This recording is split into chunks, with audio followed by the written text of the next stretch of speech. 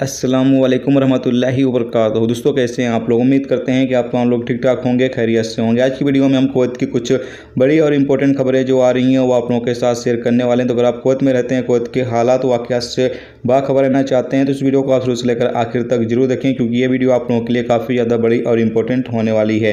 पहली अपडेट ये है कि कुवैत के director general of civil aviation की तरफ से एक रिपोर्ट जारी की गई, जिसमें बताया गया है कि कुवैत इंटरनेशनल एयरपोर्ट पर 15 जुलाई से 24 जुलाई के दरमियान 989 फ़्लाइटें जो हैं वो ऑपरेट की गई हैं, जिसमें 98,934 मुसाफिर सफ़र किए हैं। यानी इसमें ईद उल अज़हा के दौरान जो फ़्लाइटें चलाई गई हैं वो भी शामिल हैं।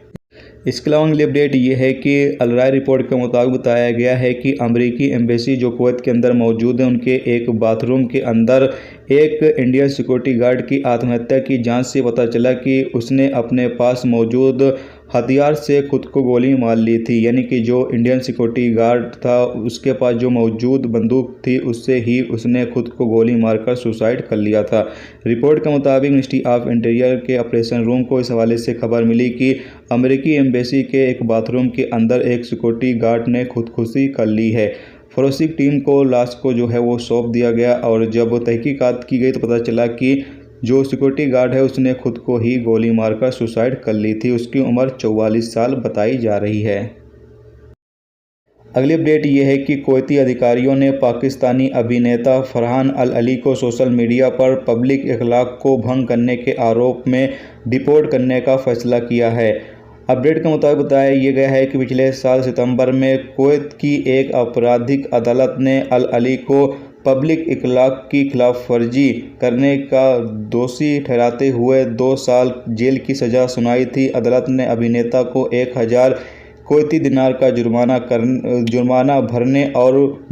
भरने के बाद देश से डिपोर्ट करने का आदेश दिया था।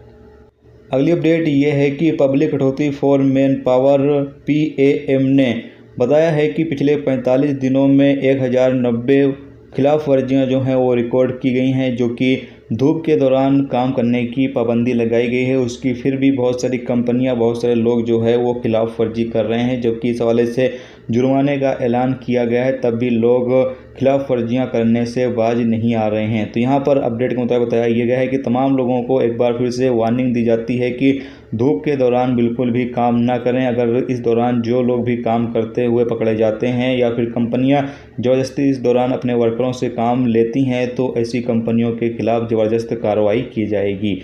तो ये दोस्तों आज की कुवैत की कुछ बड़ी और इंपॉर्टेंट खबरें जो आप लोगों के साथ शेयर की गई। तो उम्मीद करता हूँ ये वीडियो आपको पसंद आई होगी। पसंद आई वीडियो को लाइक और शेयर जरूर करें। चैनल पर नए हो चैनल को सब्सक्राइब कर लें, क्योंकि यहाँ पर आपको कुवैत के हवाले से जो भी ताज़ा तरीन अपडेट, ताज़ा तरीन जानकारी होती है वो आप तमाम लोगों के साथ शेयर की जाती रहती है। चलिए हम इतने